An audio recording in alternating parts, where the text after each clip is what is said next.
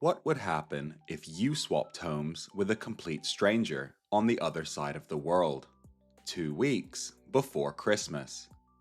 Your whole life for theirs, no questions asked. Welcome back for another English movie review lesson. I'm Teacher Teddy, and today, let's talk about The Holiday. Today's lesson is built around something this film does better than almost any movie ever made: putting British English and American English side by side. By the end of this episode, you'll know the everyday word pairs that change the moment you cross the Atlantic, and how to keep your own English consistent. The story begins by introducing two women on opposite sides of the Atlantic, each having the worst romantic week of her life. In England, Iris is a journalist quietly in love with a colleague who has just announced his engagement to someone else. In Los Angeles, Amanda is a successful film trailer producer who has just thrown her cheating boyfriend out of the house. And here's our first vocabulary pair, hiding in the film's own title. Iris, being British, would say she desperately needs a holiday. Amanda, being American, would say she needs a vacation. Same escape, two different words. Holiday in British English, vacation in American English.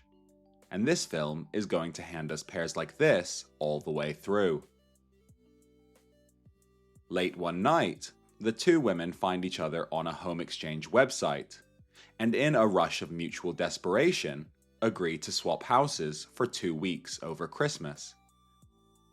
Iris's tiny, snow-dusted stone cottage in the Surrey countryside, for Amanda's enormous, sun-drenched Los Angeles mansion. Look at what each woman is offering. Iris lives in what British English fondly calls a cottage, and if she lived in the city, her small home would be a flat. Amanda, in American English, would call that same city home an apartment.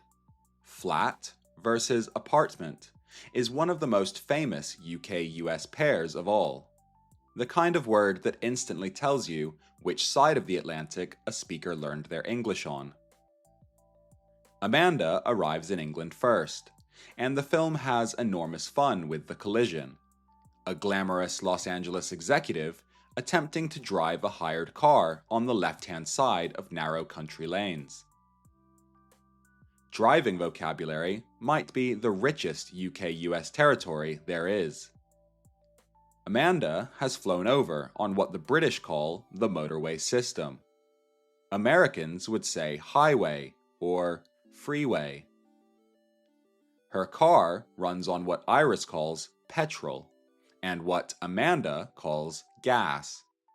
And if she needs to check the engine, Iris would open the bonnet and load luggage in the boot, while Amanda pops the hood and packs the trunk. Same car, two complete dictionaries. Just as Amanda decides Sleepy Surrey was a terrible mistake, there's a knock at the cottage door. Graham, Iris's charming brother, expecting his sister and finding a stranger instead. The connection between them is instant and complicated because Graham, it slowly emerges, is a man with more going on at home than his easy charm first suggests. What exactly he's been keeping quiet, I won't spoil, except to say it's the film's loveliest surprise rather than its darkest. When Graham and Amanda swap life stories over a drink, even small talk splits down the middle of the Atlantic. Graham went to university and might ring Amanda later. Amanda went to college and would call him. University versus college. Ring versus call. Everyday conversation pairs, and exactly the kind that quietly reveal a speaker's home country within a sentence or two. Meanwhile, Iris lands in Los Angeles and can hardly believe her luck. The swimming pool, the sunshine, the sheer scale of everything. Picture Iris exploring that mansion and narrating in her British English. The biscuits in the kitchen, the rubbish bin under the sink, the wardrobe full of designer clothes. An American house sitter would find cookies, a trash can, and a closet. Food and household words swap constantly between the two systems. Sweets become candy, crisps become chips, and, confusingly, British chips become American fries. In Los Angeles, Iris slowly builds a new life for 2 weeks. She befriends Miles, a warm, funny film composer, and, in the film's most beloved storyline, Arthur, an elderly neighbor who turns out to be a legendary Hollywood screenwriter from the golden age of cinema. Iris and Arthur bond over old films. And there's our next pair. Iris grew up going to the cinema to watch films. Arthur spent his career in what Americans call the movies, shown at the movie theater. Film and cinema lean British.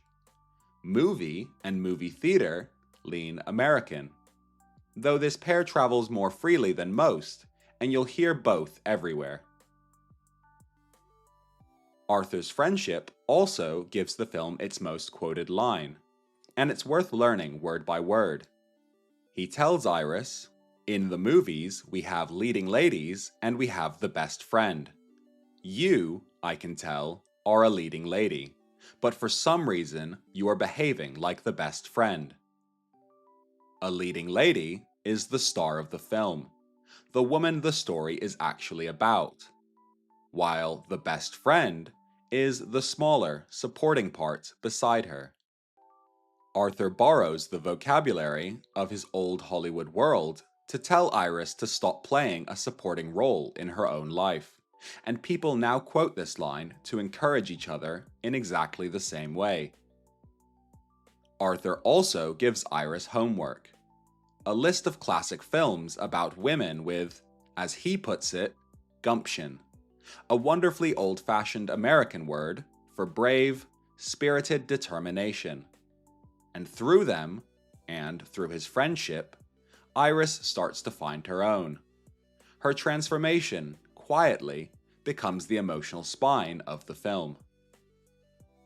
Out running errands in Los Angeles, Iris would naturally look for the shops, take the lift up a car park, and queue at the till. An Angelino does the same things at the store, in an elevator, in a parking garage, waiting in line at the register. Shops versus stores, lift versus elevator, queue versus line. The daily errand family of pairs, and among the most useful on the whole list. If Iris wrote to Graham about all this, she'd pop a letter in the post. Amanda would check her mail. She'd write it in autumn. Amanda's seasons jump from summer to fall. Even the calendar and the letterbox can't agree. Post versus mail. Autumn versus fall. 2 more pairs for the collection this film keeps handing us. How the romances resolve, whether Amanda can let herself feel anything real before her flight home, whether Iris can finally close the door on the colleague who never deserved her, and what New Year's Eve holds for all 4 of them, I won't spoil here. I'll only say the film is warm-hearted to its bones, and that Arthur's storyline pays off in a scene audiences regularly call their favorite in the whole film. Now, let's talk about how this story is told. The comparison critics make most often is Love Actually, the other ensemble British-flavored Christmas romance of the 2000s, with the 2 films now practically sharing custody of the season, rewatched together every December. Reviewers also place the holiday squarely in director Nancy Meyers' signature style, a warm, gentle fantasy world of beautiful kitchens and soft lighting, where the biggest dangers are romantic ones. Her earlier hits, like Something's Gotta Give, work the same magic, and critics often discuss the Nancy Meyers house as a genre of its own. Iris's Cottage has genuinely inspired countless real-world design articles.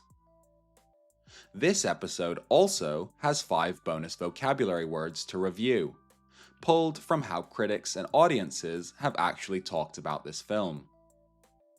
Our first word is cozy. Cozy describes a warm, comfortable, sheltered feeling. Iris's candlelit cottage is the very definition of cozy. And note the British spelling, C-O-S-Y. Americans write it C-O-Z-Y. Our second word is picturesque. Picturesque describes a place so pretty it looks like a painting. The snow-covered Surrey village is deliberately, perfectly picturesque. Our third word is heartfelt. Heartfelt describes emotion that is deep and sincere. Critics who warmed to the film praised its heartfelt moments, especially between Iris and Arthur. Our fourth word is escapism. Escapism means entertainment that helps you forget real life. Even skeptical reviewers admitted the film offers first-class escapism. Our fifth and final word is swap. To swap means to exchange one thing for another. The entire story begins with one impulsive house swap, a small word carrying the whole plot. Now, let's talk about how The Holiday has actually been received since its release. At release in December 2006, the reception was genuinely mixed. The film earned around $205 million worldwide. A solid result, though well below director Nancy Meyers' biggest hits, and critics complained about its length and its predictability, with reviews far cooler than the film's reputation today would suggest. Because that reputation has transformed. In the years since, The Holiday has been widely reclaimed as a modern Christmas classic, and an outright cult classic. The film's annual December return to streaming charts is now practically a seasonal event. There's a dedicated documentary podcast about it that has interviewed both Nancy Meyers and Jude Law, and online debate about the film is warmer every year. Few films show a bigger gap between first reviews and lasting affection. Audiences online tend to agree on the film's twin highlights: the reveal at Graham's house, regularly cited as one of the sweetest surprises in the genre, and everything involving Eli Wallach's Arthur, whose storyline about old Hollywood gives the film its unexpected soul.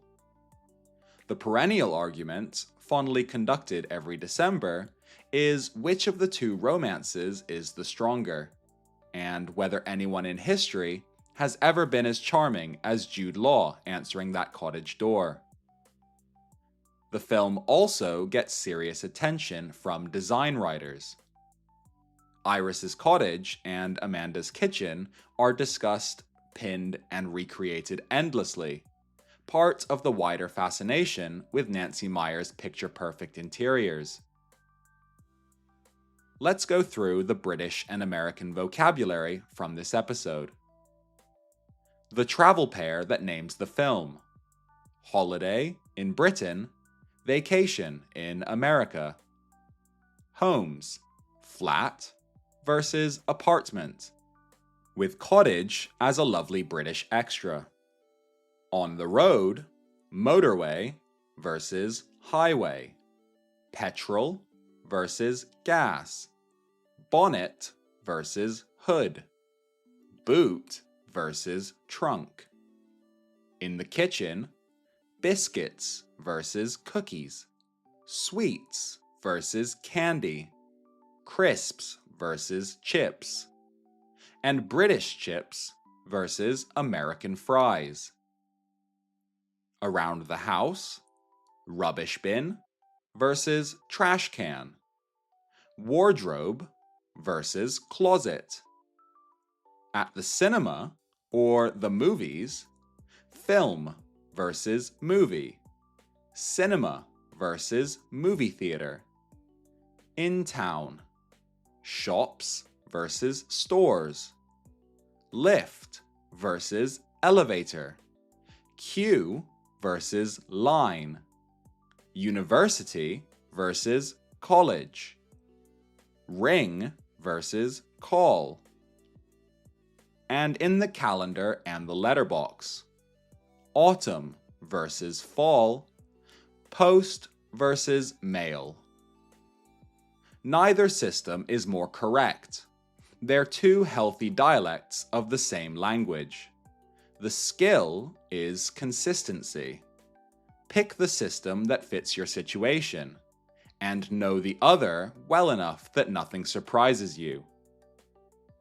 Try it yourself.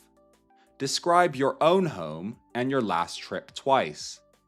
Once in full British English, once in full American English, and see how many words have to change. Let's also go through our 5 bonus vocabulary words from this episode. Cozy, warm, comfortable, and sheltered. The cottage is impossibly cozy. Picturesque, pretty as a painting. The village is almost too picturesque to be real. Heartfelt, deeply sincere. The Iris and Arthur scenes are genuinely heartfelt. Escapism, entertainment that helps you forget real life. The film is pure, unashamed escapism. Swap, to exchange one thing for another. One house swap changes 4 lives. Try using one of these 5 words yourself, either to describe this film or your own dream holiday or vacation. So, what's the final verdict on The Holiday? As a piece of English language learning material, it's close to unbeatable for this topic.